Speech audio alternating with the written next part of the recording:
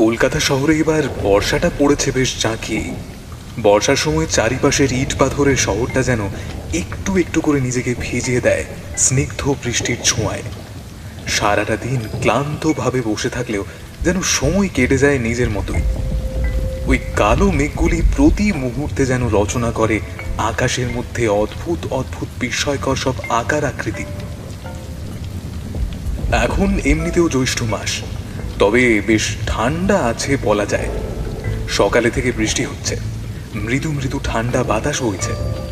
আজ দুদিন ধরে প্রায় সারাদিনই ঝিরিঝিরি বৃষ্টি হচ্ছে। চারদিক যা অবস্থা, রাস্তা জলে ভরে গিয়েছে একেবারে। ব্যোমকেশের হাতেও কোনো কেস নেই যে মাথাটা খাটানো যাবে। মুখ হাত ধুয়ে বসার ঘরে গিয়ে দেখলাম ব্যোমকেশ খবরের কাগজ পড়ছে মন দিয়ে। পাশের টেবিলে দুটো খালি চায়ের কাপ রাখা। তবে ব্যোমকেশ অনেক আগেই উঠেছে, আর তার দ্বিতীয়বারের চা খাওয়াও সেই ইতিমধ্যে। কি ব্যোমকেশ, সকাল সকাল উঠেছ বুঝি? তা তুমি এই ঠান্ডার মধ্যেও এত তাড়াতাড়ি ওঠো কি করে সেটা ভগবানই জানেন। এখন কাজের চাপ নেই, কোথায় একটু বেশি সময় ধরে ঘুমোবে। ওটাই বাকি আছে ভাইয়া, সকাল না বলো ভোর ভোর। আর তুমি কি করে অত ঘুমাও ভাইয়া? হ্যাঁ, সারাদিন বিছানায় শুয়ে গা হাত পা ব্যথা করে না? তাই বৃষ্টিতে মানুষ তাহলে কি করে শুনি? আরে বলো। উফ, এই পেপারটা দাও দেখি, কিছু ভালো খবর বেরিয়েছে কিনা দেখি। ঠিক আছে নাও, 3 নম্বর পাতার খবরটা পড়ে দেখো, বেশ জম্পেশ একটা খবর। আমি ততক্ষণে তোমার জন্য পুটিরামকে চাটা আনতে বলি। আমি বেশ জোর গলায় খবরটা পড়তে শুরু করলাম। আজকের বিশেষ খবর, কলকাতার বিখ্যাত স্বর্ণ ব্যবসায়ী ও ব্যানার্জি স্বর্ণালয়ের একমাত্র মালকিন ও শ্রী নিহার রঞ্জন ব্যানার্জির একমাত্র মেয়ে সৃজনী ব্যানার্জির রহস্যময়ভাবে মৃত্যু হয়েছে। পরশু রাতে, কাল সকালে কলকাতা ইউনিভার্সিটির সামনে একটা গলিতে তার লাশ পাওয়া যায়। পুলিশ সূত্রে প্রথমে এই খবর গোপন রাখা হলেও পরে সেটা মিডিয়ার কাছে ফাঁস হয়ে যায়। তার ব্যাগ থেকে কলেজের আইডি কার্ড পাওয়া গিয়েছে। মৃতা ওই কলেজেরই কলা বিভাগের প্রথম বর্ষের ছাত্রী। মৃতদেহের গায়ে অসংখ্য আঘাতের চিহ্ন রয়েছে। সম্ভবত শ্বাসরোধ করে খুন করা হয়েছে, তবে এখনো ময়না তদন্তের রিপোর্ট আসেনি। পুলিশ তদন্ত চালিয়ে যাচ্ছে। পড়লে? হ্যাঁ, আচ্ছা, কদিন আগে খবরের কাগজে একটা বড় বিজ্ঞাপন ছাপা হয়েছিল না? ওই পার্ক সার্কাসের কাছে ভদ্রলোক একটা নতুন দোকান খুলেছেন। ঠিক বলেছ, আমিও দেখেছিলাম বিজ্ঞাপনটা। ভদ্রলোক কিছু বছরের মধ্যে বেশ নাম করেছেন। এই কলকাতাতে এতগুলো শোরুম, মুখের কথা নাকি? হ্যাঁ, পয়সা আছে আর তা বলে দিতে হয় না। তবে এমন ধনী মানুষের মেয়ের এইভাবে মৃত্যু সত্যি মেনে নেওয়া যায় না। পুলিশ এতক্ষণে হয়তো নিজের কাজ শুরু করে দিয়েছে। ঘটনাটা কিন্তু বেশ রহস্যময়।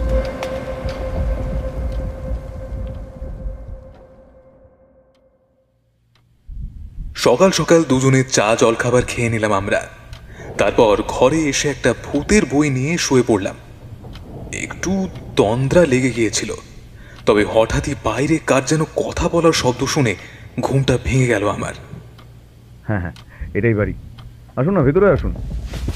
ধড়ফড় করে বিছানা ছেড়ে উঠে বসলাম আমি।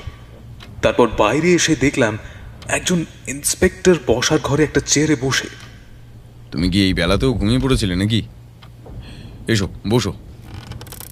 স্যার, ও আমার বন্ধু এবং আমার সহকারী। নমস্কার, আমি ধর্মতলা থানার ওসি বিমল দাস। আপনি তাহলে অমরজিৎ বাবু? ওই খবরের কাগজে দেখেছিলাম আপনার নামটা। আপনি লেখালেখি করেন, তাই তো? আগে আমি, কিন্তু ওইভাবে আপনি বলবেন না। আমি অনেকটা ছোট, কিন্তু পুঁটিরাম এসে চা দিয়ে গিয়েছে আমাদের জন্য। এ নিন, চাটা খেয়ে নিন। এ বাবা, চাটুকুর তো ঠিক ছিল, আবার এইসব সিঙ্গারা নিমকি। আসলে কদিন খুব চাপ যাচ্ছে, কদিন ঘুম হয়নি ঠিক করে। স্যার, এগুলো হাতে তৈরি, পুটিরাম বানিয়েছে। এই বর্ষায় এসব মুখরোচক খাওয়া চলছে আর কি। হ্যাঁ, ঠিক আছে। হ্যাঁ, তো যেই জন্য এসেছি। ঘরে দেখছি খবরের কাগজ আছে, ওটা আজকের নিশ্চয়ই? বুঝেছি। ওই সৃজনীর কেসটা কি? বাহ, আপনি বুঝতে পেরেছেন তবে? আপনার মতো একজন অফিসার, তাও আবার ধর্মতলা থানা থেকে এই সকালে মেঘ মাথায় নিয়ে এসেছেন। তারপরে ওটা আজকের কাগজ কিনা জিজ্ঞাসা করলেন। আজকের কাগজে ওই একটাই কেস অত বড় করে বেরিয়েছে, তাই এটা বোঝা কি খুব বড় ব্যাপার? হ্যাঁ মশাই, আপনার ওই মহিষা দলের কেসটা সলভ করার পর ওনাদের ম্যানেজার, কি যেন নাম, উনি তো বলেই কাগজে ওই কেসটা ছাপালেন। আর এ পুরো কলকাতা আপনাকে আরো ভালো করে চিনে গেল। বুঝলাম, এই কেস নিয়ে আপনি এসেছেন আমার কাছে, কিন্তু আসল ব্যাপারটা... আরে মশাই, বুঝতেই পারছেন, কলকাতার এত বড় একজন নামি দামি মানুষের মেয়ের মৃত্যু। ওনার দোকান থেকে আবার সব মন্ত্রীরা কেনাকাটা করেন। আমার ঘাড়ে এখন একটা খড়গ রাখা আছে, এত চাপ যে কি বলবো। কাল থানায় একজন কনস্টেবল পুরনো সব খবরের কাগজ বাতিল করছিল, তখন আপনার খবরটা আবার তার চোখে পড়ে। তাই আমিও ভাবলাম যদি কিছু সাহায্য করেন আর কি। তারপর রাতে ওই নিহারবাবু ফোন করেছিলেন, তখন আপনার নামটা বলতে উনিও বললেন আপনার কাছে আসতে, তাই এই সকালে। আর আর আপনি ভাববেন না, খুনি ধরা পড়লে নিহারবাবু আপনাকে ভালো সাম্মানিক দেবেন বলেছেন। সাম্মানিক, পুরস্কার এসব নিয়ে ভাবছি না, আর আমি ভাবিও না। কেসটা সলভ করতে পেরে আসল অপরাধীকে খুঁজে বার করা, সেই রহস্যটাই আমায় বেশি টানে। তাহলে আপনি সাহায্য করবেন তো? হ্যাঁ নিশ্চয়ই, কাগজে তো পড়লাম খবরটা। আপনি যদি একটু বিস্তারিতভাবে বলেন তবে পুরো ব্যাপারটা বুঝতে অনেক সুবিধা হয় আর কি। আর আপনার কাছে ভেতরের সব খবর এবং বিস্তারিত ব্যাপারটা জানা যাবে। হ্যাঁ নিশ্চয়ই নিশ্চয়ই। কাল ভোরে ওই 5টা, 5:30 হবে, বৃষ্টিটা একটু কমেছিল। তখন একজন ওই খবরের কাগজ বিক্রেতা ওই গলি দিয়েই যাচ্ছিল। তারপরেই তার হঠাৎ মনে হয় কেউ একজন পড়ে আছে রাস্তায়। ভেবেছিল হয়তো কোনো মাতাল। তারপর তার কি মনে হতে একটু কাছে গিয়ে দেখে একজন মেয়ে ওইভাবে পড়ে আছে। তারপর সেই পুলিশে ফোনটা করে। আমরা গিয়ে প্রথমে ওটাই দেখি যে মেয়েটার গায়ে, হাতে, মুখে, ঠোঁটের কাছে, কপালে কিছু কালশিটে দাগ, হাতে পোড়া দাগ আর গলায় দাগ। দেখে মনে হলো গলা টিপে খুন, তবে হাতের বদলে গলায় বেল্ট জাতীয় কিছুর দাগ রয়েছে, মানে বেশ চওড়া একটা দাগ। আচ্ছা, কলেজ ব্যাগ পাওয়া গিয়েছে, তার সেখান থেকে তোর আইডিও উদ্ধার হওয়ার কথা। হ্যাঁ, তাতে আইডি, বই খাতা, পার্স, তাতে কিছু টাকা, ছোট একটা ডায়েরি, তাতে কিছু ফোন নম্বর লেখা ছিল। চুরি বা ডাকাতি বলে তো মনে হচ্ছে না। আগে না, পার্সে টাকা, হাতে দামি ঘড়ি, কানে সোনার দুল। আচ্ছা, আর কিছু পাওয়া গেছে ব্যাগ থেকে, মানে সন্দেহজনক কিছু? আগে মেয়েদের প্রসাধনীর টুকটাক জিনিস আর একটা দামি আতর। কলেজে পড়া মেয়ের ব্যাগে এত কিছু জিনিসপত্র? আরে অবস্থাপন্ন বাড়ির মেয়ে, ব্যাগে এসব থাকাটা অতি সাধারণ ব্যাপার। আর ময়নাতদন্তের রিপোর্ট সেটা কখন আসবে? সেটা আজ রাতের মধ্যে এসে যাবে। আর মিস্টার ব্যানার্জি উনি কি বললেন? উনি ওনার মেয়েকে তেমন সময় দিতেন না। বাড়িতে একজন সর্বক্ষণের কাজের লোক আছে, তার কাছেই সৃজনী মানুষ। আর মিস্টার ব্যানার্জি বললেন ওনার তো কিছু শত্রু আছে, তারাও কেউ এমন করতে পারে। আর মিসেস ব্যানার্জি? বেশ কিছু বছর আগে উনি মারা গেছেন। কোনো প্রেমিক ছিল কিনা খোঁজ নিয়ে দেখেছেন? আর কলেজের কোনো বন্ধু বা বান্ধবীর সঙ্গে সৃজনীর কোনো রকম সমস্যা বা বিবাদ ছিল কিনা সেটাও কি জেনেছেন? আগে কোনো প্রেমিক ছিল কিনা বা প্রেম করতো কিনা সে বিষয়ে এখনো কিছু জানা যায়নি। তবে কলেজ তো বন্ধ, আজ ওই শোক পালন চলবে আর কি। সব খোঁজ খবর কালকে নেব। আচ্ছা, এবার উঠি তাহলে, নমস্কার। আর আপনার কোনো রকম সাহায্য লাগলে আপনি যে কোনো সময় থানায় আসুন, না হলে আমাকে একটা ফোন করবেন, এই যে থানার নাম্বার। নমস্কার। তবে যদি রাতের মধ্যে ময়নাতদন্তের রিপোর্টটা চলে আসে আমায় একবার ফোন করে জানাবেন। আর না হলে কাল সকালে হয়তো আমি একবার থানায় যাব, আপনার সঙ্গে কিছু কথাও বলতে হবে। হ্যাঁ নিশ্চয়ই। এবার আসি, নমস্কার।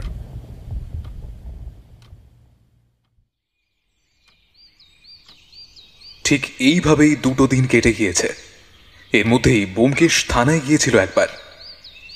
একদিন মৃত মেয়েটির কলেজের আশেপাশে গিয়েছিল কিছু খোঁজ খবর নিতে, কিন্তু আমায় সে কথা কিছুই জানায়নি। শুধু বলেছে যে হ্যাঁ, মেয়েটিকে নাকি গলা টিপে হত্যা করা হয়েছে। পরের দিন সকালে ঘুম থেকে উঠে বসার ঘরে এসে দেখি ব্যোমকেশ নেই। কোথাও একটা বেরিয়েছে।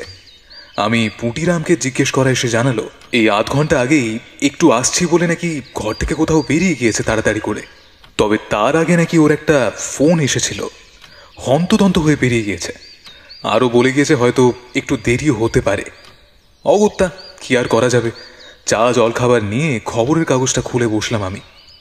চা খেতে খেতে মন দিয়ে খবরের কাগজ পড়ছি। হঠাৎ একটা খবরের দিকে আমার চোখ আটকে গেল। একদম বড় বড় হরফে লেখা আছে, একটি তরুণীর মৃতদেহ উদ্ধার করা হয়েছে কলেজের সেই একই গলি থেকে। পুলিশ সূত্রে খবর, এই তরুণীও কলকাতা ইউনিভার্সিটির প্রথম বর্ষের ছাত্রী। সেই একইভাবে একই পদ্ধতিতে গলায় বেল্ট জাতীয় কিছু দিয়ে তাকে খুন করা হয়েছে। গত 5 দিনে 2টি খুন হয়ে গেল। পুলিশ কি দেখাবে তাতে তৎপরতা, নাকি ওনারা চুপ করে থাকবেন এখনো? খবরটা পড়েই আমার মনে হলো, তাহলে ব্যোমকেশ কি এই তদন্তে গিয়েছে? পুলিশ ফোন করেছিল কি? আরে আমাকে তো একবার ডাকতে পারতো বা বলে যেতে পারতো, এভাবে আমাকে না বলেই চলে গেল। নিজের ঘরে গিয়ে লেখার খাতা নিয়ে কিছুক্ষণ বসেছিলাম, কিন্তু মনটা যে পড়ে আছে কেসের দিকেই, তাই সেইভাবে কাজে মন বসাতে পারলাম না। দুপুরে স্নান সেরে ভাত খাওয়া হলে হলরুমে এসে দেখি তখনও ব্যোমকেশ আসেনি। এবার আমার বেশ চিন্তা হতে শুরু করলো, কারণ সেই কোন সকালে বেরিয়ে গিয়েছে, এখনো এলো না, এদিকে বেলা গড়িয়ে দুপুর। আমি চেয়ারে বসে বসে এইসবই ভাবছিলাম, তখনই ব্যোমকেশ প্রবেশ করলো। ভাইয়া, এখানে এভাবে মুখটা ফুলিয়ে বসে আছো যে, কিছু হয়েছে নাকি? বুঝতে পারছি তোমায় না নিয়ে বেরিয়ে যাওয়াটা অন্যায় হয়েছে, তবে কি করি বলো, ব্যাপারটা অত্যন্ত তাড়াতাড়ি ঘটেছে। আর তুমি ঘুমাচ্ছিলে, তাই আর তোমায় বিরক্ত করতে চাইনি। আমি মুখে একটা হাসি এনে বললাম, কিছু হয়েছে মানে? আরে তুমি সেই কোন সকালে আমাকে কিছু না বলে, বাড়িতে কাউকে কিছু না বলে, শুধু একটা আসছি বলে বেরিয়ে গেলে, আর এই ভর দুপুরে বাড়ি ফিরছো আর বলছো কিছু হয়েছে কি না? আরে রাগ করো না, সত্যিই খুব কাজ ছিল, তাই দেরি হয়ে গেল। নাও চলো, আমি স্নানটা সেরে আসি, ভাত খেতে হবে, খুব খিদে পেয়ে গেছে, সেই সকাল থেকে কিচ্ছু খাওয়া হয়নি। সত্যি মানে ওর কর্মকাণ্ড দেখলে মাঝে মাঝে নিজে অবাক হয়ে যায়। আমি এত বছর একসাথে আছি, তবু চিনতে পারলাম না। এই জন্যই হয়তো বলে মানুষ চিনতে এক জন্ম কম পড়ে যায়। আমি আর কোনো কথা না বলে দাঁড়িয়ে রইলাম, আর এদিকে ব্যোমকেশ ভেতরে চলে গেল স্নান করতে। আমি তখন দাঁড়িয়ে দাঁড়িয়ে ভাবছি, এতক্ষণ কোথায় ছিল সে? আর সকালে ওই ফোনটা, ওই কেসটাই তো, নাকি নাকি অন্য কোনো ব্যাপার? না, যাই আগে থালাটা সাজাতে বলি পুটিরামকে, ওকে আবার খাবার দিতে বলতে হবে। ব্যোমকেশ চোখ বুজে বেশ তৃপ্তি করে খাচ্ছিল। বোঝাই গেল সকাল থেকে কিছুই পেটে পড়েনি তার, তাই এই সময় আর কোনো প্রশ্ন করাটা ঠিক হবে না বলেই মনে হলো আমার। তাই সেও চুপচাপ মুখ বন্ধ করে খাওয়াতে মন দিল। খেয়ে উঠে সে ভাবছিল শুতে যাবে কিনা। আমার মুখের অবস্থা বুঝতে পেরে ব্যোমকেশ নিজেই বলে উঠল, আরে বসো, বুঝতে পারছি তোমার অনেক প্রশ্ন আছে, একটু সবুর করো, সবই বলবো। তুমি আজকের খবরের কাগজটা পড়েছো তো সকালে? হ্যাঁ পড়েছি, ওই একই রকম আরেকটা মেয়েরও মৃত্যুর খবর বেরিয়েছে না? আর তুমি লাশটা দেখে এলে তো? হ্যাঁ, একই রকম খবর। আর আমি ওখানে ছিলাম সকাল থেকে, থানায়ও গিয়েছিলাম। ওই একই রকমভাবে মেয়েটিকে মারা হয়েছে। খুন তো কালকে হয়েছে, তাহলে এতক্ষণে তো ময়না তদন্তের রিপোর্ট চলে আসার কথা। হ্যাঁ, খুন কাল হয়েছে, কিন্তু এখনো রিপোর্ট আসেনি, ওটা আজকেই চলে আসবে। শোনো, মেয়েটির নাম পায়েল বসাক, ফার্স্ট ইয়ার, তবে কমার্সের ছাত্রী। মেয়েটির বাড়ি ওই সাউথ দমদমের দিকে। কাল কলেজ খোলার পর কলেজ থেকে ওর বাড়ির অ্যাড্রেস ও ফোন নাম্বার নিয়ে ওর বাড়িতে জানানো হয়েছে। তারপরে ওর মা অসুস্থ হয়ে পড়ে, আর ওর বাবা ওর মাকে নিয়ে হাসপাতালে যান। উনি অনুরোধ করেছিলেন যে বডিটা যেভাবেই হোক রাখতে। আর আজ সকালে আবার ফোন করে পোস্টমর্টমের অনুমতি দিয়েছেন, বিকেলে রিপোর্ট আসবে। আর ওই ফোনটা, তোমাকে সকালে কে যেন ফোন করেছিল না? সকালে বিমলবাবুই ফোন করেছিলেন, ওনার উপর ক্রমশই চাপ বাড়ছে, তাই উনি আমাকে একটু ডেকে পাঠিয়েছিলেন আর কি। প্রথমে গেছিলাম ওই গলিটা দেখতে, তারপরে সেখান থেকে থানায়, আবার সেখান থেকে সৃজনীর বাড়ি। তারপর কি হলো? আর তুমি থানায় কি দেখলে? ওদের দুজনের কলেজের ব্যাগটাই দেখেছিলাম। দুজনের কলেজের ব্যাগে কি কি একই রকম জিনিস আছে, কিছু ক্লু পাওয়া যায় কিনা। আর পোস্টমর্টম ঘরে গিয়ে একবার পায়েলের দেহটাও দেখলাম। কি দেখলে? ওটা গায়ে হাতে কালশিটের দাগ? পায়েলের মুখে কিছু জোরে থাপ্পড়ের চিহ্ন, ডান হাতে একটা জ্বলন্ত সিগারেটের চিহ্ন, আর পায়েলের দুটো হাত বেঁধে রাখা হয়েছিল শক্ত দড়ি দিয়ে। তার চিহ্ন খুব স্পষ্ট, আর সব থেকে বেশি যেটা ভাবাচ্ছে সেটা হলো গলার ওই দাগ। ওই বেল্ট জাতীয় কিছু, তাই তো? কিন্তু বেল্ট নয়। বেল্ট জাতীয় কিছু জিনিস, কিন্তু বেল্ট নয়। দুটো মেয়েকে এই একইভাবে হত্যা করলো এত কষ্ট দিয়ে। কার মনে এত রাগ থাকতে পারে? তা বলে তুমি আমাকে ওইভাবে না ডেকে কিছু না বলেই চলে গেলে? আহা, চড়ছো কেন? উনি শুধু আমায় একটু থানায় আসতে বলেছিলেন, বললেন দরকার আছে, আর গাড়ি পাঠিয়ে দিয়েছিলেন, তাই আর কি। মাথাটা বড্ড ধরেছে। আচ্ছা, আমি একটু নিজের রুমে যাচ্ছি, বুঝলে? কতগুলো জিনিস একটু ভাবতে হবে। এই বলে ব্যোমকেশ নিজের ঘরে চলে গেল। আমি আকাশের দিকে তাকিয়ে দেখলাম প্রায় বিকেল হয়ে এসেছিল। আমি একটু বাইরে বেরোলাম। ইচ্ছে ছিল রাস্তা দিয়ে একটু হেঁটে আসার। আসলে বিকেলে বা সকালে প্রাতঃভ্রমণে বেরোনোর অভ্যাসটা আমার আগেই ছিল। আমার বন্ধুটিও বেরোয় মাঝে মাঝে আমার সাথে। পথ চলতে চলতে আকাশের দিকে তাকিয়ে দেখলাম আকাশ প্রায় কালো হয়ে এসেছে। খোলা উন্মুক্ত আকাশে তখন খেলা করছে অজস্র কালো মেঘমালা। আর ইন্দ্রদেব অত্যন্ত রাগী স্বভাবে গর্জন করে জানান দিচ্ছেন ওনার বিরক্তির কথা। তবে কখন যে ক্রন্দনের সাথে ফোঁটা ফোঁটা বৃষ্টি নেমে যাবে সেটা ধরা সম্ভব হচ্ছে না। আমি কেসটা নিয়ে ভাবছি, তখনই মনে মনে কতগুলো প্রশ্ন সাজিয়ে নিলাম। যদি শুধু সৃজনী হত্যা হতো তাহলে ভাবা যেত যে কোনো পারিবারিক শত্রু বা কর্মসূত্রে কোনো শত্রু হলেও হতে পারে, বা কোনো প্রেম ঘটিত ব্যাপার, বন্ধু বান্ধবীদের সাথে রাগারাগি। কিন্তু পায়েল পায়েল তো একটা অতি সাধারণ বাড়ির মেয়ে, তাহলে ওকে কেন কেউ এইভাবে মারবে? বেল্ট নয়, তবুও বেল্ট জাতীয় কিছু একটা জিনিস। কিরকম হতে পারে সেটা? সেদিন রাতে পুটিরাম কষা মাংসের ঝোল রান্না করেছিল। মাংসটা এতটা সুস্বাদু হয়েছিল যে কি বলবো। তবে ব্যোমকেশের সেই দিকে যেন মনই নেই। রাতে খাওয়ার টেবিলে ব্যোমকেশকে খুব অন্যমনস্ক মনে হচ্ছিল। তার কারণ অবশ্য একটাই, সেই অদ্ভুত কেসটি। এই ব্যোমকেশ, তুই কি এত ভাবছো বলো তো? কেসটা নিয়ে কিছু ক্লু পেলে, কিছু বুঝতে পারলে নাকি? আমি তো এখনো অথই জলে, যে তিমিরে ছিলাম তাতেই আছি। এবার পথ তোমাকেই দেখাতে হবে ভাইয়া।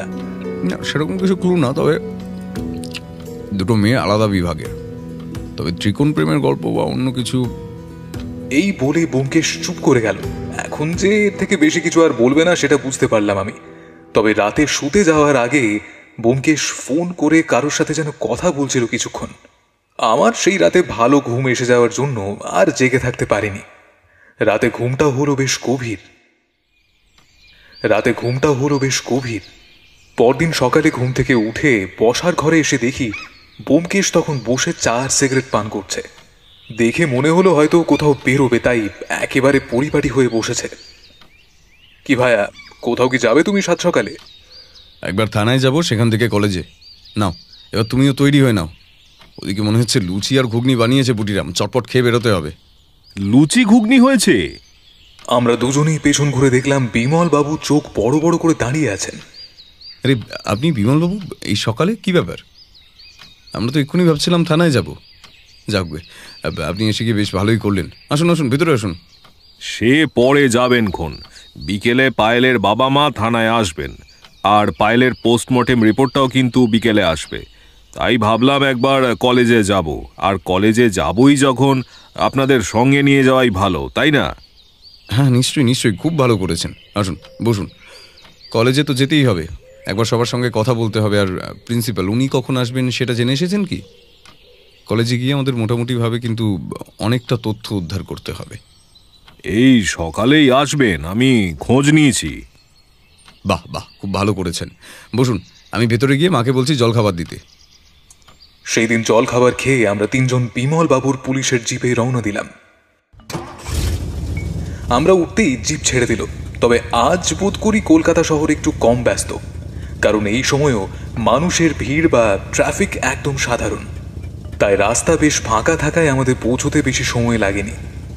প্রথমে আমরা গেলাম কলেজের কাছে সেই গলিতে, যেখানে দুটি মেয়ের মৃতদেহ পাওয়া গিয়েছে। গলিটা ভীষণ নির্জন, একটা কুকুর পর্যন্ত নেই। চারদিকটা বেশ অন্ধকার আর থমথমে। আমার খালি মনে হচ্ছিল খুনি কি মনে করে এখানে দুটো দেহ ফেলে গেল, এখানে গলিতেই বা কেন? এইসবের পেছনে কি অন্য কোনো অভিসন্ধি আছে? বিমলবাবু, আশেপাশের এই বাড়িগুলোতে খোঁজ খবর নিয়েছিলেন? ওরা কিছু দেখেছে বা শুনেছে কিনা? আগে হ্যাঁ, আমি ওই সামনের কয়েকটা বাড়িতে খোঁজ খবর নিয়েছি। ওরা কেউ কিছু জানে না, কেউ কিছুই দেখেনি বলেছে। আর জানলেও হয়তো পুলিশের ভয়ে বলতে চাইছে না। আপনারা তো জানেনই, পুলিশের কেস কাছারিতে কেউই থাকতে চায় না। এটাও কি সম্ভব? দুটো লাশ রাতের অন্ধকারে এসে কেউ বা কারা ফেলে দিয়ে গেল, অথচ কেউ কিচ্ছু দেখলো না, শুনলো না, জানলো না। আচ্ছা, বড় রাস্তায় চলুন দেখি, ওদিকে কেউ কিছু নিশ্চয়ই দেখে থাকবে। হ্যাঁ, এদিকে আসুন। এদিকে দোকানপাট অনেকটা কম। কলেজ আছে বলে কিছু রেস্টুরেন্ট, চায়ের দোকান, টুকটাক এই সবই আছে আর কি।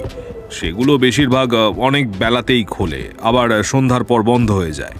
আচ্ছা, পায়েল বসাকের হত্যাটা জানলেন কি করে? মানে ওটাও কি কেউ খবর দিয়েছিল?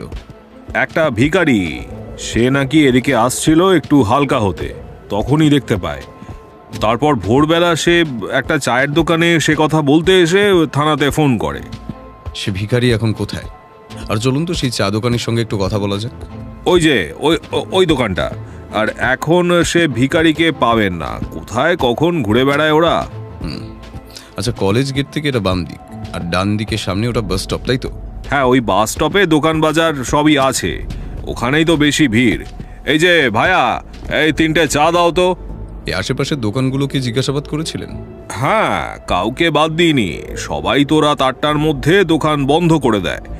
তাও গরমকাল বলে তাই হয়তো রাত 9টা অবধি খুলে রাখে কোনো কোনো দিন। তারপরে আবার বৃষ্টি, বুঝতেই পারছেন। এ তো বড় মুশকিল হলো। কেউ কিছুই জানে না, কেউ কিছুই দেখেনি। আরে এমন তো নয় যে 2 বছরের বাচ্চা কোলে করে নিয়ে এসে টুক করে রেখে দিয়ে চলে যাবে। আচ্ছা, তোমার কি মনে হয় এটা কারো একার কাজ?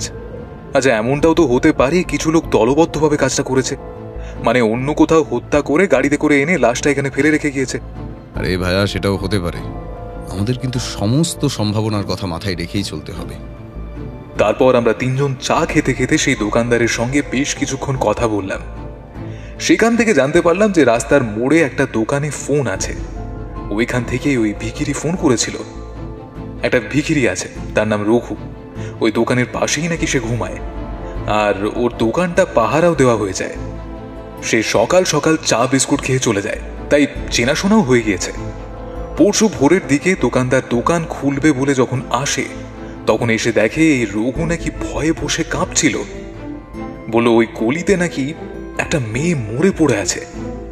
তখন দোকানদার ছুটে গিয়ে ফোন করেছিল থানায়। তারপর সেখান থেকে বেরিয়ে আমরা সবাই কলেজে গেলাম। কলেজে ঢুকে আমরা সবাই মেইন গেটের কাছে দাঁড়ালাম। এই একটু দাঁড়ান আপনারা, আমি এক্ষুনি আসছি। এই যে এদিকে একটু শোনো।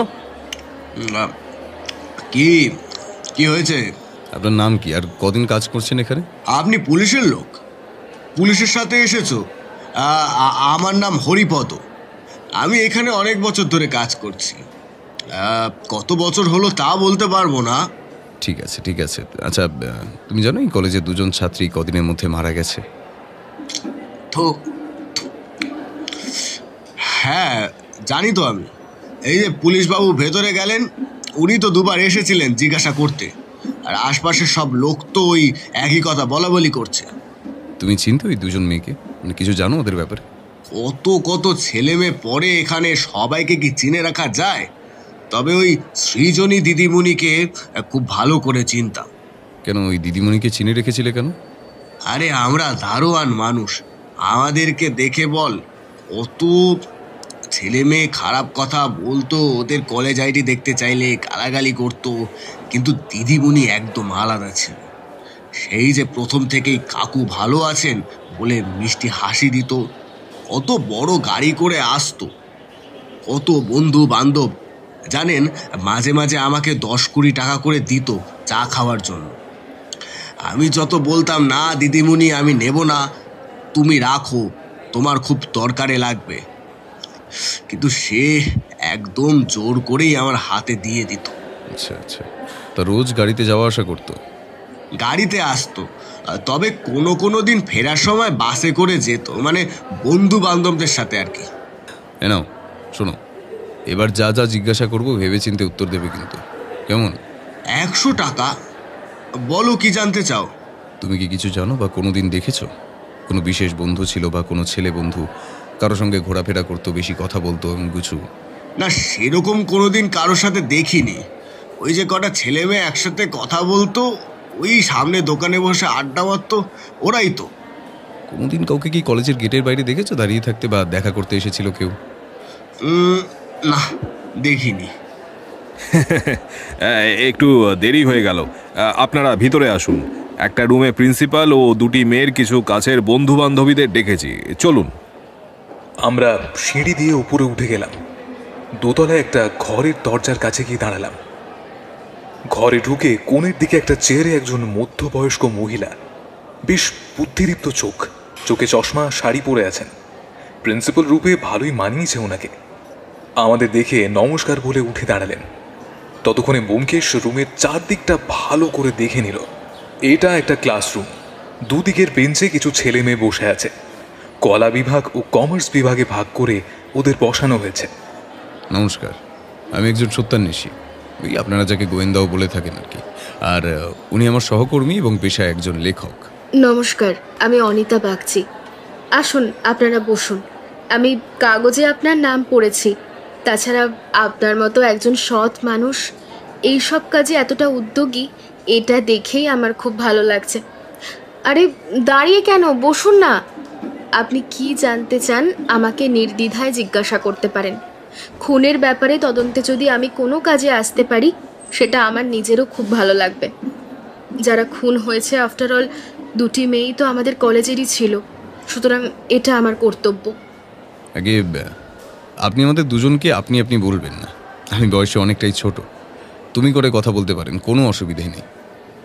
তাতে আমার কথা বলতে অনেকটাই সুবিধে হবে। দেখুন, আপনার সাহায্যের কিন্তু আমাদের বিশেষ প্রয়োজন। নিশ্চয়ই। অকালে এইভাবে দুটো প্রাণ হারালো, আমি সব রকমভাবে সাহায্য করব। তাছাড়া আমাদের এত বড় নাম করা একটা কলেজ, বুঝতে পারছো, কলেজের সম্মানও জড়িয়ে আছে। তুমি যা যা জানতে চাও বলো। প্রথম প্রশ্ন, যে দুজন মেয়ে খুন হয়েছে আপনি কি দুজনকেই চিনতেন? এবং আপনি তাদের ব্যাপারে কতটা জানেন আমায় একটু খুলে বলবেন প্লিজ? হ্যাঁ, বুঝতেই পারছেন, সৃজনীর বাবা আমার পরিচিত তো, সেই সূত্রেই। তাছাড়া সৃজনী মেয়েটাও খুব ভালো ছিল। কদিন আগে কলেজের অনুষ্ঠানে ওই তো দায়িত্ব নিয়ে সিনিয়রদের সাথে কাঁধে কাঁধ মিলিয়ে সব কিছুর আয়োজন করলো। সোজাভাবে বলা যায় মেয়েটার স্বভাব চরিত্র বেশ ভালো ছিল। তবে এইভাবে অকালে যে চলে যাবে সেটা ভাবতে পারিনি। আর কেনই বা ওই ফুলের মতো মেয়েটিকে হত্যা করলো সেটাই বুঝতে পারলাম না। আর পায়েল বসাক? মেয়েটিকে আমি কয়েকদিন আগেই চিনলাম, মানে ওই কলেজের একটা অনুষ্ঠানে আর কি। ওই অনুষ্ঠানে কুইজ প্রতিযোগিতায় প্রথম হয়েছিল। মেয়েটার অসাধারণ বুদ্ধি, আর কলেজ ম্যাগাজিনে তো ওর একটা লেখা কবিতাও আছে। She is very intelligent girl. আপনারা যদি তার সাথে কথা বলতেন তাহলে বুঝতে পারতেন, ওর কথায় বুদ্ধির ছাপ বেশ স্পষ্ট ছিল। বুঝলাম। আপনি যে এত কাজ, এত বড় কলেজ চালাবার পরও দুজন মেয়েকে এত সুন্দরভাবে নজরে রেখেছিলেন, এটা দেখে ভালো লাগলো। ছাত্রছাত্রীদের প্রতি আপনার যে কতটা স্নেহ তা এটা দেখেই প্রমাণ পাওয়া যায়। কিন্তু পরের মাসেই সবার ফাইনাল পরীক্ষা। এই সময় এভাবে দুটো ফুলের মতো প্রাণ চলে গেল, আমি সত্যি ব্যাপারটা মেনে নিতে পারছি না। বুঝতে পারছি। আমি আমার যথাসাধ্য চেষ্টা করব খুনিকে ধরতে। আপনার চিন্তার কোনো কারণ নেই। পুলিশ নিজের কাজ করছে, আর আমরাও আমাদের কাজ জারি রাখব। খুনি ধরা পড়লে আপনি নিশ্চয়ই জানতে পারবেন। ধন্যবাদ। অনেক অনেক ধন্যবাদ তোমাকে। আচ্ছা, আমার একটা জরুরি মিটিং আছে, আমি আসছি। হ্যাঁ, তুমি ওদের সাথে কথা বলো, আমি বেয়ারাকে বলছি চা দিতে। আমরা একবার পিছন ঘুরে সবাইকে দেখে নিলাম। সবাই ভয়ে জড়সড় হয়ে বসে আছে। অনেকেরই মুখে চিন্তার ছাপ, অনেক প্রশ্ন, কৌতূহল। আমি তোমাদের সবাইকে কিন্তু কিছু প্রশ্ন করব। ভয় পাওয়ার কোনো দরকার নেই, যা জানো একদম তাই বলবে। জানি সামনে তোমাদের পরীক্ষা এসে গেছে, তাই তোমাদের বেশি সময় নষ্ট করব না। তারপর ব্যোমকেশ দুটো গ্রুপের সাথে এক এক করে কথা বলল। যা কথা হলো তা কেবলই মাত্র প্রশ্ন উত্তর, এবং বেশ সংক্ষেপেই। পায়েলের বান্ধবী দুজনকে প্রশ্ন করে জানা গেল যে পায়েল খুবই শান্ত, চুপচাপ এবং ভদ্র মেয়ে ছিল। ক্লাসে সবার সাথে খুব একটা বেশি কথা বলতো না, তবে এই দুজনের সাথে খুব ভালো বন্ধুত্ব হয়ে গিয়েছিল। পায়েল কোনোদিনও ওর সম্পর্কে কোনো কিছু খুলে বলতো না, কিন্তু কথায় কথায় কয়েকবার বলেছিল যে ওর কমার্স পড়ার ইচ্ছে ছিল না, শুধু ওর বাবার কথায় ও কমার্সে ভর্তি হয়। আর ওর নাকি ডায়েরি লিখতে খুব ভালো লাগতো, কবিতা লিখতে ভালো লাগতো, বিভিন্ন গল্প লিখতে ভালো লাগতো। ওর একটা ডায়েরি ছিল আর একটা নাকি খাতা ছিল, তাতে নানান রকম পেন পেন্সিল দিয়ে সুন্দর ছবি আঁকতো আর তাতেই কবিতা লিখতো। কবিতা নাকি কয়েকবার ওরা পড়েও ছিল, বেশ ভালোই কবিতা লিখতো। আর হ্যাঁ, এইটাও জানা গেল যে ক্লাসের কোনো বিশেষ বন্ধু ছিল না, কোনো ছেলের সাথেই নাকি পায়েল কথা বলতো না, ছেলেদের থেকে একটু দূরেই থাকতো। বরং কারোর সাথে কথা বললেও পড়াশোনা ছাড়া আর কোনো বিষয়ে কথা বলতো না। ও বলতো ওর বাবা যদি জানতে পারে যে ও কোনো ছেলের সাথে কথা বলেছে, তাহলে নাকি ওর বাবা ওকে মেরেই ফেলবে। সৃজনীর বিষয় বলতে গেলে ছেলেমেয়েরা সবাই ওর বন্ধু ছিল, তবে বিশেষ কেউ ছিল কিনা বা আছে বলে তেমন কেউ কিছু জানে না। মারা যাওয়ার দিন বিকেলেই দুজন বাড়ি যাবে বলে বেরিয়ে গিয়েছিল, আর সৃজনী গিয়েছিল লাইব্রেরির দিকে। এটাই শেষ দেখা। আর লাইব্রেরি নাকি রোজ দিনও যায় না, পরীক্ষা সামনে বলে এই 3 মাস যাচ্ছিল। আচ্ছা, তোমরা সবাই এবার যে যার ক্লাসে যাও। তোমাদের দিয়ে যা জানার তা জানা হয়ে গেছে। আর কেউ যদি গোপনে আমায় ওদের সম্পর্কে কিছু বলতে চাও, তাহলে আমি এখানেই আছি। ওরা তো তোমাদেরই বন্ধু ছিল, সুতরাং ওদের খুনিকে ধরা এবং খুনির শাস্তি হলে সেটাই তোমাদের জন্য ভালো ব্যাপার হবে। ঠিক আছে, যাও। সব ছাত্রছাত্রীরা নিজেদের ক্লাসে চলে যেতেই বেয়ারা এসে 3 কাপ চা দিয়ে গেল। এই অবেলায় আমার চা খাওয়ায় অনিচ্ছা থাকলেও বিমল বাবু আর ব্যোমকেশ চা শেষ করে উঠে বলল, চলুন বিমলবাবু, একবার লাইব্রেরির দিকে যাওয়া যাক। কেসটা ভীষণ ঘেটে যাচ্ছে, যদি ওখান থেকে কোনো ক্লু পাওয়া যায়। বেয়ারাকে ডেকে 3টে চায়ের কাপ ফেরত দিয়ে লাইব্রেরিটা কোন দিকে সেটা জিজ্ঞেস করে নিল ব্যোমকেশ। সিঁড়ি দিয়ে নিচে নেমে একদম নিচের তলায় ডান দিকের শেষে বড় হল রুমটা হলো লাইব্রেরি। বিমলবাবু, আমরা আর কেউ ভেতরে যাব না, বরং আপনি ভেতরে যান আর লাইব্রেরিয়ানকে এখানে একটু ডেকে আনুন। আর রেজিস্ট্রি খাতাটাও আনবেন, মানে যেটাতে সব ছেলেমেয়েরা যাওয়া আসার নাম সময় লিখে রাখে আর কি। আপনি আসবেন না? না, পরীক্ষার সময় ছেলেমেয়েরা সবাই পড়ছে, এখন ভেতরে ঢোকা উচিত না। তাছাড়া 3 জনে মিলে গেলে ওরা সবাই ভয় পেয়ে যাবে। বিমল বাবু ভেতরে গেলেন। এত রোদের তাপ, একটু দাঁড়ানো যাচ্ছে না। সামনে একটা বাগান মতো করা আছে, সেখানেই ছোট ছোট কিছু বসার জায়গা করা আছে। আমরা দুজন সেই দিকে এগিয়ে গেলাম। হাতে একটা সিগারেট নিয়ে এক মনে পায়চারি করছিল ব্যোমকেশ। এমন সময় বিমল বাবু সেই লাইব্রেরিয়ানকে সাথে নিয়ে এলেন। আসুন আসুন, এ হলো গোয়েন্দা ব্যোমকেশ, পুলিশকে সাহায্য করছে। আমি হাসি মুখে নিজের মনে থাকা একটা কথা চেপে নিলাম আর মনে মনে হাসলাম। পুলিশের সাহায্য? কিন্তু ব্যোমকেশ যে নিজেই এত বড় বড় কেস সলভ করে, সে কিনা এখন পুলিশকে সাহায্য করছে। বেশ বেশ। আমরা দুজনে এগিয়ে গিয়ে একটু উঠে দাঁড়ালাম বারান্দায়। একজন 28 বা 30 বছর বয়সী যুবতী শাড়ি পরে আছেন, বেশ সুস্বাস্থ্য, ছোট করে কাটা চুল, একটু যেন ছেলে ছেলে ভাব, আর একটা মিষ্টি গন্ধ পেলাম, কোনো আতরের মনে হয়। মেয়েটি হাত তুলে আমাদের নমস্কার করলে আমরাও দুজনে হাত জড়ো করে প্রতি নমস্কার করলাম। আচ্ছা, রেজিস্ট্রিটা এনেছেন? হ্যাঁ হ্যাঁ, এই নিন। বিমলবাবু একটা বড় লম্বা খাতা ব্যোমকেশের হাতে তুলে দিল। আমরা সবাই বাগানে গিয়ে বসলাম। মেয়েটি একদিকে বসলো আর আমরা 3 জন একদিকে। মেয়েটি একবার আমাদের 3 জনের দিকে মুখ তুলে তাকিয়ে শাড়ির আঁচল দিয়ে কপালের ঘামটা মুছে নিল। ভয় পাওয়ার কোনো কারণ নেই, শুধু কয়েকটা প্রশ্ন করব। আসলে এই প্রথমবার পুলিশের সামনে, মানে কোনোদিন পুলিশের সাথে কথা হয়নি, তাই আর কি। তোমার নাম কি মা? আর কতদিন কাজ করছো এই কলেজে? আমার নাম দেবলীনা বোস। এই আজ 6 মাস হলো আমি এখানে লাইব্রেরিয়ানের কাজ করছি। আচ্ছা, আপনি জানেন যে কলেজে 2টি মেয়ে খুন হয়েছে? হ্যাঁ জানি, কলেজে এসে শুনেছিলাম। চিনতেন ওদের দুজনকে? দেখেছিলেন আগেই লাইব্রেরিতে? হ্যাঁ, দুজনকেই চিনতাম। ওই পায়েল বলে মেয়েটি আমি আসা থেকেই দেখছি, লাইব্রেরিতে আসতো, কোনো একটা কোণে বসে পড়তো। শুধু পড়ার বই নয়, অনেক রকম বই পড়তো, ঘন্টার পর ঘন্টা বসে শুধু পড়েই যেত। আর সৃজনী? হ্যাঁ, মেয়েটা মনে হয় এই 2 মাস ধরে আসতো। 2 মাস ধরে আসতো, এটা কি করে মনে আছে আপনার? এই লাইব্রেরিতে একজন মাসি আছেন, যিনি ওই বইপত্র গুছিয়ে রাখা, চেয়ার টেবিল গুছিয়ে রাখা, চারিদিক ঝাড়পোছ করা, এইসব করেন আর কি। আমি বেশ কয়েকবার দেখেওছি ও টাকা দিত মাসিকে, হাসি মুখে বলতো এই নাও কিছু খেয়ে নেবে, তাই মনে আছে। কোনোদিন দেখেছিলেন ওদের লাইব্রেরির বাইরে কারো সঙ্গে কোনো ঝগড়া হতে বা কোনো কিছু নিয়ে রাগারাগি কথা কাটাকাটি হতে? এখানে তো সবাই পড়াশোনা করে, আর আমি সারাদিন ভেতরেই বসি, তাই বাইরে কোথায় কি হয় সেটা ঠিক বলতে পারবো না। শেষ কবে দেখেছিলেন ওদের? পায়েলকে এই 3-4 দিন আগে, আর সৃজনীরটা মনে নেই। আচ্ছা মা, তুমি এবার এসো। আর রেজিস্ট্রি খাতাটা পড়ে একটু পরেই দিয়ে আসছি আমি। কি ব্যোমকেশ, কিছু বুঝলেন? না বিমলবাবু, সবকিছু আরো বেশি গুলিয়ে যাচ্ছে। তারপর কিছুক্ষণ ধরে ব্যোমকেশ মোটা খাতাটার সব পাতাগুলো উল্টে পাল্টে দেখল। চলো এবার যাওয়া যাক, অনেকটাই তো বেলা হলো। দাঁড়াও, আমি ওনাকে খাতাটা দিয়ে আসি। গাড়িতে উঠে বসে ও বলল, বিমলবাবু, আপনি পাহারার ব্যবস্থা করুন, তবে পুলিশের পোশাকে নয়, ভিখারির ছদ্মবেশে। তাহলে বিকালে দেখা হচ্ছে। আর পায়েলের বাবা মা আসছে তো?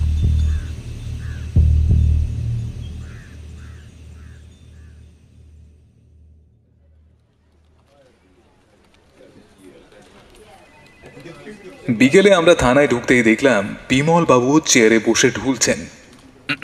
বিমলবাবু শুনছেন? কে কে? আরে উঠে বসুন, বিকেল হয়ে গেল তো। ও আপনারা, বসুন বসুন। আর কি বলবো, এই কেসটার চাপে ঘুমটুম উড়ে গেছে আমার। শান্তি নেই একটু, বুঝলেন, শান্তি নেই। আচ্ছা চা চলবে তো নাকি? এই যে হাবুল, এই 3 কাপ চা দিয়ে যাও তো। জি হুজুর। আচ্ছা, আর হুজুর এই দেখুন এক দম্পতি এসেছেন, আপনি নাকি দেখেছেন ওনাদের? কোনো নাম বলেছেন ওনারা?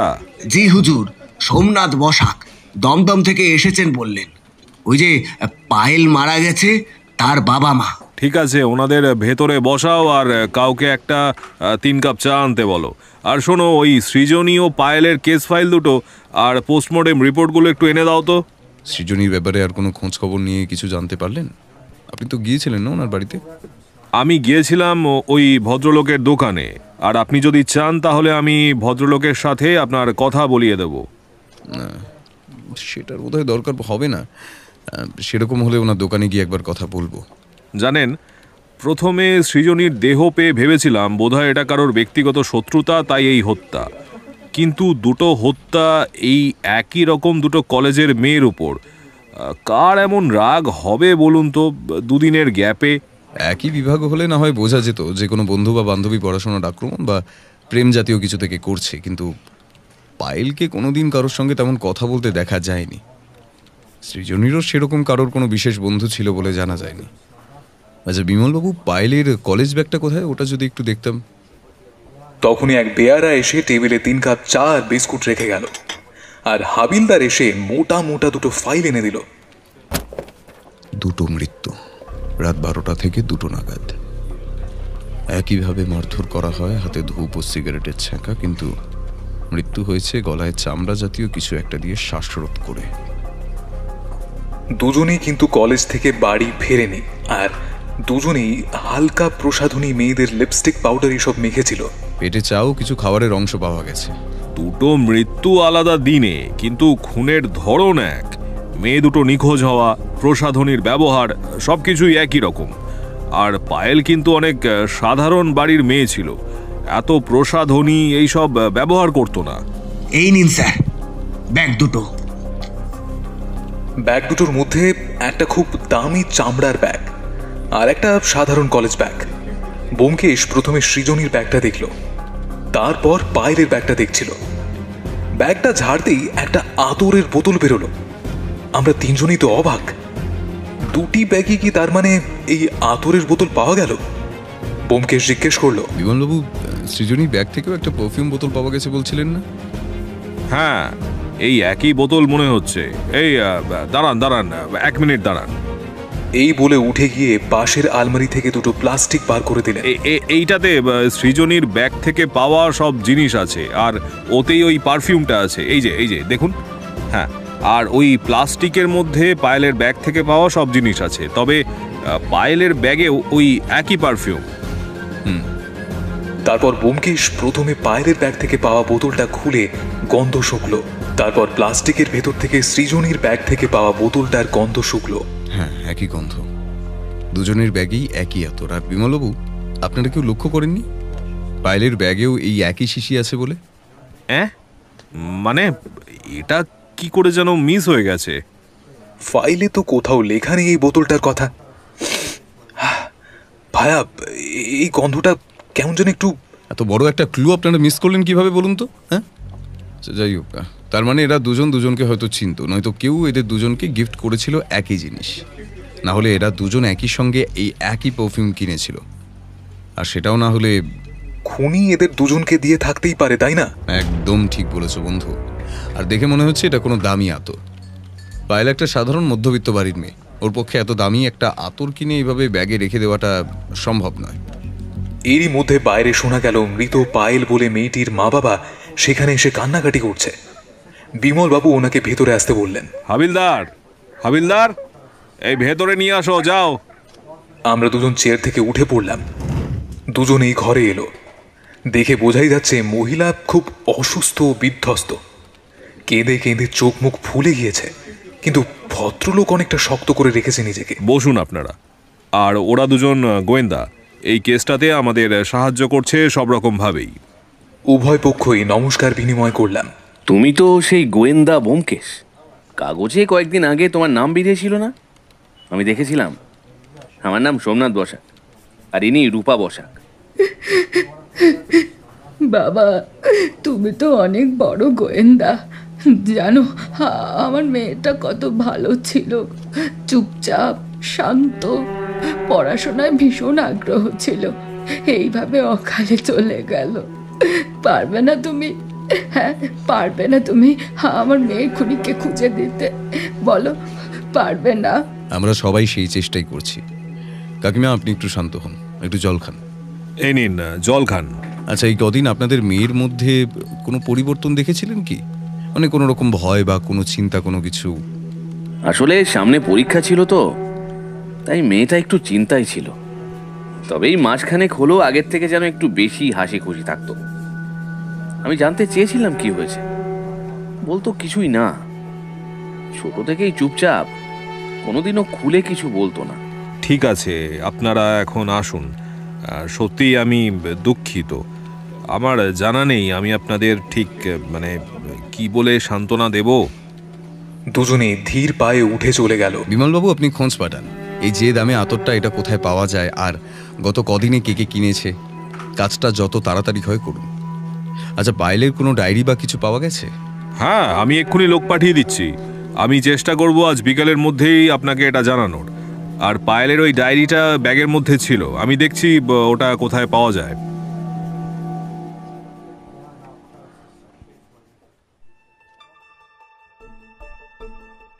সেদিন বাড়ি ফিরতে সন্ধে হয়ে গেল আমাদের। ব্যোমকেশ নিজের ঘরে চলে গেল। একদম দেখা হলো রাতে খাওয়ার টেবিলে। তবে দেখা গেল শান্তভাবে খাওয়া শেষ হলো। খাওয়ার শেষে ব্যোমকেশ বারান্দায় বেশ কিছুক্ষণ দাঁড়িয়েছিল। ব্যোমকেশ এদিকে পরপর কতগুলো ফোন সারলো। একটা তো থানায়, আর অন্যগুলো কোথায় কোথায় সেটা ঠিক বোঝা গেল না। আসলে কোনো কঠিন কেস আসলে তখন সে নিজেই সবটা দেখে নেয়। তখন সে এক অদ্ভুত জগতে থাকে, তাই কেউ তখন তাকে বিরক্ত করে সেটা সে একদম পছন্দ করে না। আর এইভাবেই দুদিন একইভাবে কেটে গেল। আমি লেখার কাজে ব্যস্ত ছিলাম, আর ব্যোমকেশ সারাদিন এই কেসের তদন্ত করে বেরিয়েছে। কোথায় কোথায় গিয়েছিল সেটা জানি না। আমি জিজ্ঞাসা করেছিলাম, কিন্তু কোনো উত্তর পাইনি। শুধু একবার একটু হেসে বলেছিল, অনেক কিছুই জানতে পেরেছি, কিন্তু অনেক কিছু এখনো জানতে বাকি। তো ঘেটে গেছে না কেসটা, একটু সাজিয়ে নিতে দাও, সময় হলে ঠিকই বলবো। তবে তুমি একটা কাজ করে রাখবে, আমাদের পাড়ায় যে লাইব্রেরিটা আছে না, ওখানে গেলে দেখবে শঙ্করদা তোমায় একটা বই দেবে। ওখান থেকে খুঁজে তোমায় একটা বিষয় পড়তে হবে। মানে কি বলছো? কি বিষয় পড়তে হবে? তুমি শুধু ইতিহাস বইগুলো থেকে খুঁজে কয়েকটা শাস্তির নাম পড়ে রাখবে, ব্যাস। এই বলেই সে তাড়াতাড়ি ঘর থেকে বেরিয়ে চলে গেল। ইতিহাসের বই? শাস্তি? পড়ে রাখবো মানে কি বলে গেল? পরের দিন আমি আর লেখার কাজে বসিনি। সকালে ব্যোমকেশ বেরিয়ে গেছে। আমি জলখাবার খেয়ে লাইব্রেরি গিয়ে বইটা আনলাম। তারপর দুপুরে খেয়ে দিয়ে নিজের বিছানায় শুয়ে বইটা পড়া শুরু করলাম। বইটার নাম মেডিভেল পানিশমেন্ট অ্যান্ড টর্চার। বইটা অনেক পুরনো ইতিহাসের শুরুর থেকে অনেক পুরনো ভয়ঙ্কর সব শাস্তির কথা লেখা আছে। কোন যুগে কার রাজত্বকালে কেমনভাবে কিভাবে শাস্তি দেওয়া হতো সব কিছু লেখা আছে। এতে মোট 12 রকম ভয়ঙ্কর শাস্তির কথা লেখা আছে। প্রথম 4টে একটু একটু করে পড়লাম। তারপর 5 নম্বর শাস্তিতে গিয়ে প্রথম পৃষ্ঠায় ছবি দেখে চোখটা যেন একটু আটকে গেল। একটু পড়তেই মাথা ঘুরতে শুরু করলো আমার। এও কি সম্ভব? কেমন খুনি এত বুদ্ধি খাটিয়ে খুনটা করলো? বইটা বন্ধ করে আরেকবার বইয়ের মলাটটা দেখলাম আমি। বইটা কি আগেও কোথাও দেখেছি আমি? যেন চেনা চেনা লাগলো একটু। ব্যোমকেশের সাথে আবার দুপুরে খাওয়ার টেবিলে দেখা হলো। তার কথাবার্তা শুনে আর মুখে একটা হাসি লেগে থাকতে দেখে বুঝলাম সে কেসটার ব্যাপারে হয়তো অনেকটাই অগ্রসর হয়েছে। কারণ ওকে আমি অনেক দিন থেকে চিনি এবং এই রূপটার কথাও জানি। সে আমার উদ্দেশ্যে প্রশ্ন করলো, কি ভাইয়া, কাজটা করেছ? তুমি যেটা করতে বলেছিলাম না ভুলে মেরে দিয়েছো একদম? খুন দুটো দ্য ক্যারেট এই শাস্তির অনুকরণে হয়েছে। তুমি পড়েছো বইটা? আর বইতে লেখা আছে ওই শাস্তির নাম? মানে তুমি কি জানো না? তাহলে বইটা আমাকে আনতে বললে কেন? একটা সন্দেহ থেকে। সন্দেহ? কি সন্দেহ? তাহলে আমার সন্দেহটাই ঠিক। আরে কি বিড়বিড় করছো তুমি? কিসের সন্দেহ একটু বলবে আমায়? আচ্ছা ভাইয়া, তুমি এই গ্যারোট এই পদ্ধতিটা আসলে কি একটু বলবে আমায়? এটা একরকম প্রাচীন মৃত্যুর পদ্ধতি। দোষীদের এইভাবে শাস্তি দেওয়া হতো। একটা চেয়ার আর তার সাথে একটা লম্বা পাতা থাকতো, আর ঠিক মানুষের গলার মাপের উচ্চতায় গলায় বিড়ি পড়া থাকতো। সেটা চামড়া ও পাত মেশানো। কোনো দোষীকে ওই চেয়ারে বসিয়ে গলায় ওই বেড়িটা পরিয়ে দেওয়া হতো। তারপর একজন পেছন থেকে আস্তে আস্তে সেটাকে একটু একটু করে টানত। আর যে দোষী সে একটু একটু করে কষ্ট পেয়ে যন্ত্রণায় নিঃশ্বাস বন্ধ হয়ে মারা যেত। আর তার সাথে চলতো চাবুকের মার, গায়ে গরম জল দেওয়া ইত্যাদি। তো সাংঘাতিক একটা মৃত্যুদণ্ড। আচ্ছা কে বলতো এত বুদ্ধি খাটিয়ে এত কিছু পড়াশোনা করে এইভাবে মারল? সত্যি কি নৃশংস, তাই না? খুনিকে ধরতেই হবে। খুনিকে তো ধরতেই হবে। সে সুস্থ নয়, অসুস্থ মস্তিষ্কের একজন। আজ রাতেই ধরতে হবে। খেয়ে উঠে ব্যোমকেশ আবার থানায় ফোন করলো। ফোনের স্পিকার অফ থাকায় আমি একদিকের কথাই শুনতে পেলাম, তবে বুঝতে পারলাম যে খুনি আমাদের নাগালের মধ্যেই আছে। হ্যাঁ, হ্যালো বিমলবাবু, সব ঠিকঠাক করে রাখা তো? আর খোঁজ নিয়েছেন তো ব্যাপারটা? আচ্ছা, হ্যাঁ, কি বললেন? আচ্ছা আচ্ছা, বুঝলাম। ঠিক আছে। আচ্ছা, আজ রাতে খুনিকে ধরা হবে মানে? তুমি কি বুঝে গিয়েছো খুনিকে? আর একটু ধৈর্য ধরো, সময় হলে সবই জানতে পারবে।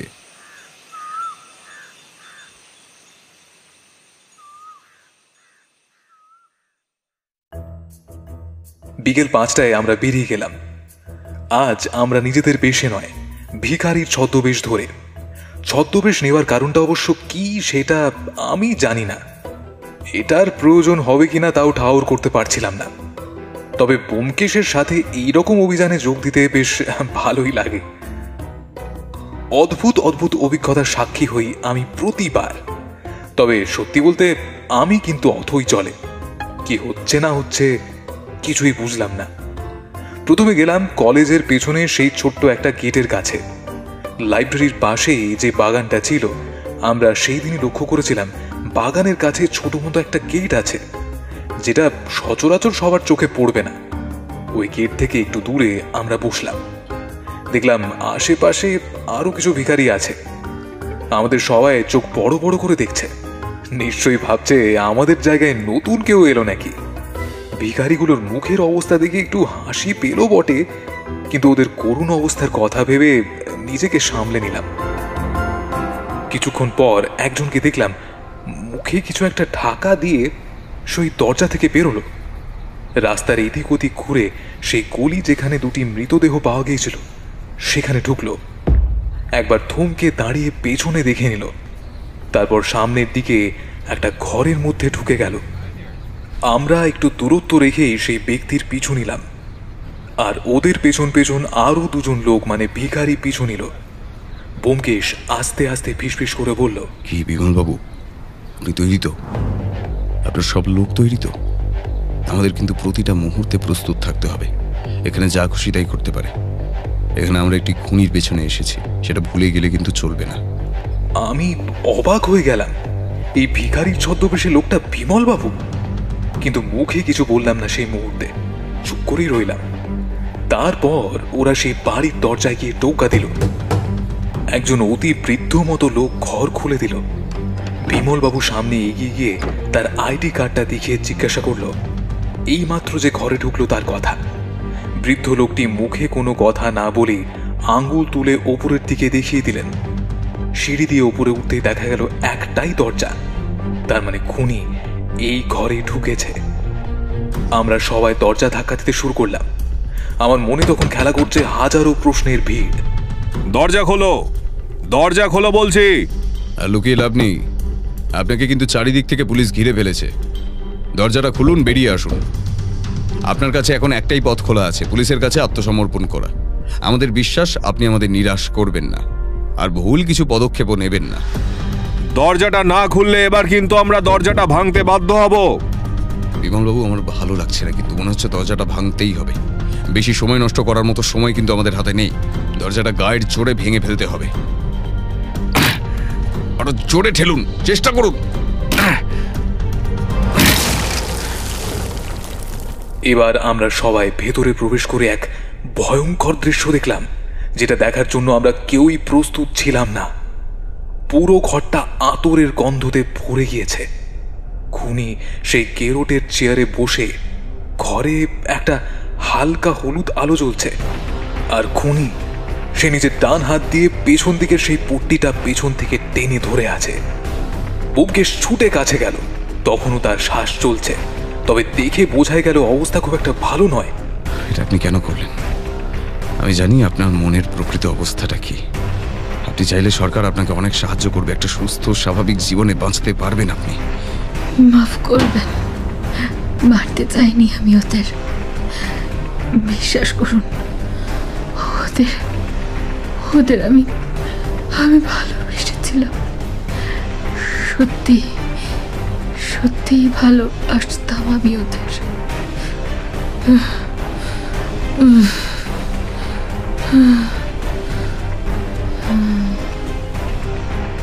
ব্যাস, সব শেষ।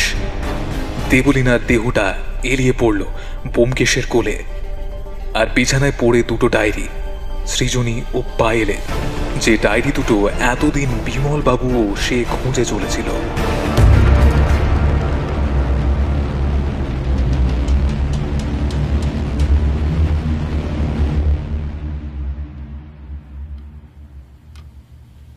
তিন দিন পর সকালে বসার ঘরে চায়ের আসরে আমরা তিনজন বসে আলোচনা করছি এই সমস্ত বিষয়।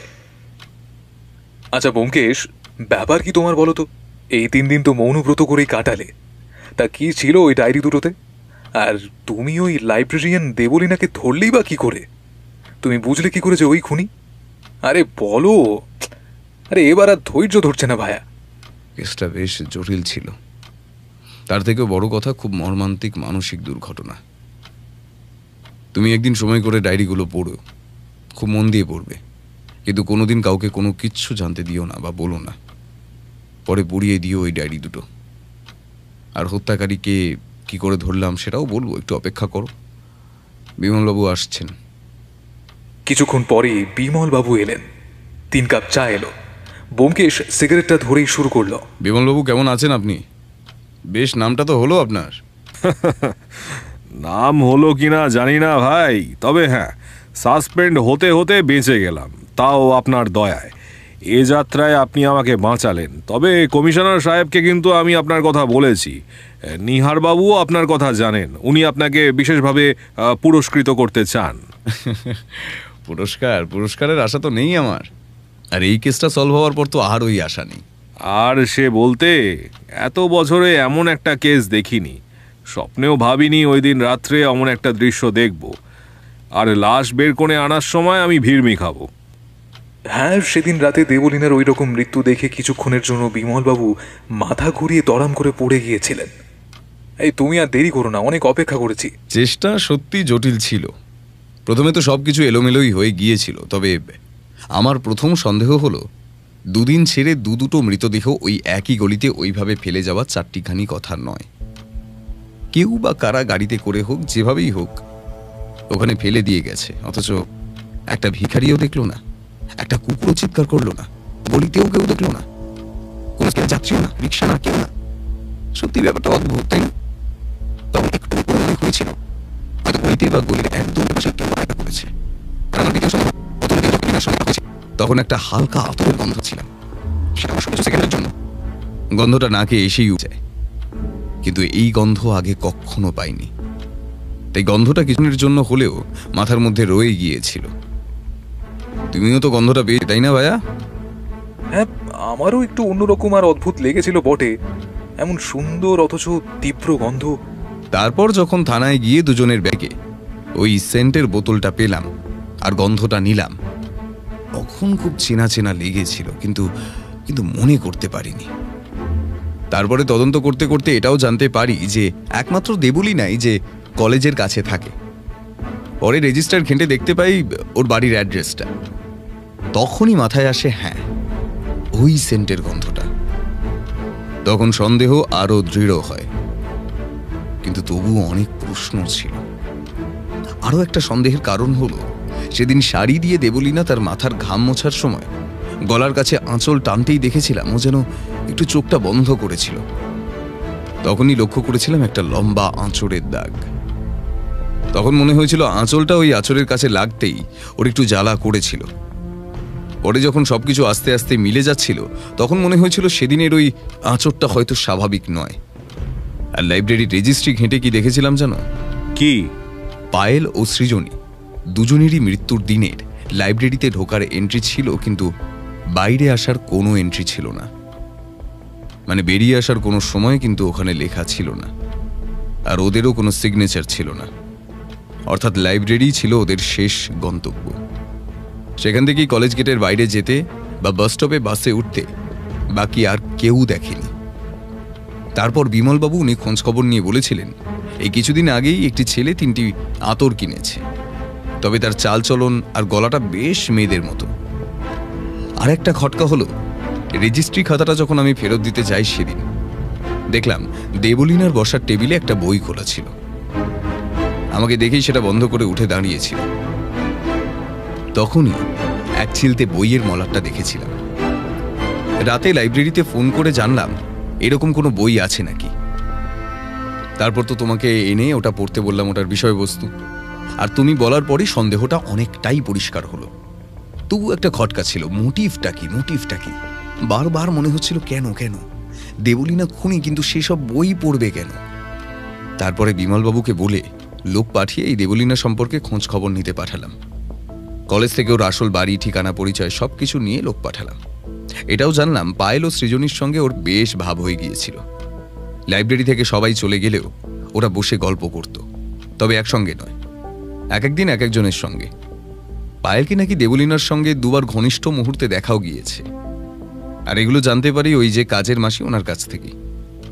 দেবলীনা তো ওনাকে টাকা দিয়ে জোর দেখিয়ে আর হুমকি দিয়ে ওনার মুখ বন্ধ রাখার চেষ্টা করেছিল, কিন্তু আমি যখন বললাম যে জেলে পুরে দেব, তখন সে ভয়ে গড়গড় করে সব কথা বলে দিল। তার মানে দেবলীনা পায়েল একে অপরকে, তবে সৃজনী ওর সাথে, ব্যাপারটা কি? হ্যাঁ, মেয়ের প্রতি টান বা ভালোবাসা। আর সৃজনী তো ছোট থেকেই একাই বড় হয়েছে, কাজের লোকের কাছে মানুষ। ও যখন লাইব্রেরিতে আসতে শুরু করে, মানে এগুলো আমার মনে হয়েছে হয়তো এরকমটাই হয়ে থাকবে, দেবলীনার কথায় ব্যবহারে ও আকৃষ্ট হয়ে পড়ে। আর দেবলীনা আসলে পায়েলের সঙ্গে আকৃষ্ট হয়ে পড়ে। আর তোর মনে নেই সেদিন না পায়েলের কাছের দুই বান্ধবী বলেছিল যে পায়েল কোনো ছেলেকে পছন্দ করতো না, ছেলেদেরকে পাত্তা দিত না, কথা বলতো না, আর বলেছিল ছোট থেকেই ও ছেলেদের সঙ্গে কথা বলেনি, ওর বাবা ছেলেদের সঙ্গে কথা বলতে না করেছিল। সেখান থেকেই হয়তো কোনোভাবে ওর মেয়েদের প্রতি একটা আকর্ষণ হয়, মেয়েদের প্রতি ওর একটা ভালোবাসা জন্মায়।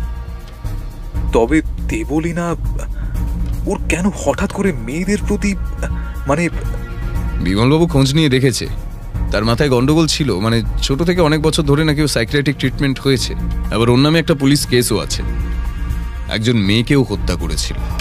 বলো কি? হ্যাঁ, ওর বাড়ির অ্যাড্রেসে গিয়ে সেখান থেকেই ওর অতীত সম্পর্কে জানতে পারি। তারপর ডাক্তারের খোঁজ খবর নিয়ে সেখানে গিয়ে ওর কেস স্টাডি পড়েছিলাম।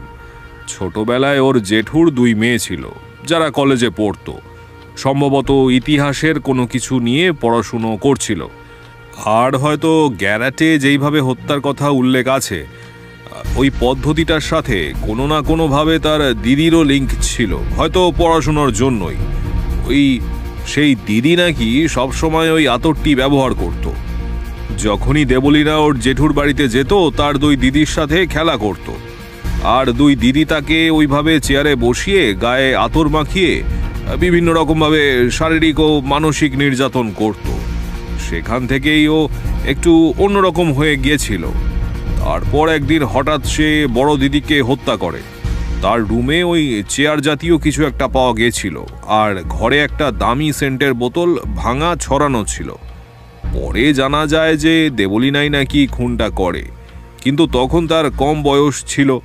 তারপর দেখা গেল ওর মানসিক পরিস্থিতিটা ঠিক নেই, তাই আদালত থেকেই ওকে সাইকিয়াট্রিক ট্রিটমেন্টের ব্যবস্থা করা হয়।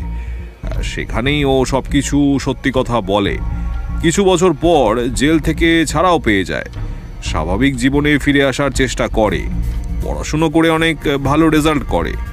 কিন্তু তারপরে কি হয়, ও হঠাৎ একদিন ঘর ছেড়ে নিজেই বেরিয়ে আসে আর এই কলেজের চাকরি নেয়। আর এই 6 মাসের মধ্যেই এই আতরটা সম্ভবত সৃজনীর কাছ থেকেই পায়।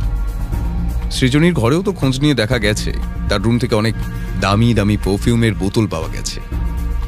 সেখান থেকে হয়তো গন্ধটা দেবলীনার নাকেও আসে। পুরনো সব কিছু মনে পড়ে, কোনোভাবে ট্রিগার হয়ে যায়, ব্যাস। আর কি, এই সুগন্ধি ওকে দুটো হত্যা করতে বাধ্য করে। ছোটবেলায় নির্যাতনের শিকার ছিল, সেই রাগ দুঃখ এখন প্রকাশ করে ফেলে। সেই প্রভাবটা এখন ওর জীবনে ছিল। ভালোবাসতে গিয়েও ভালোবাসতে পারেনি সে।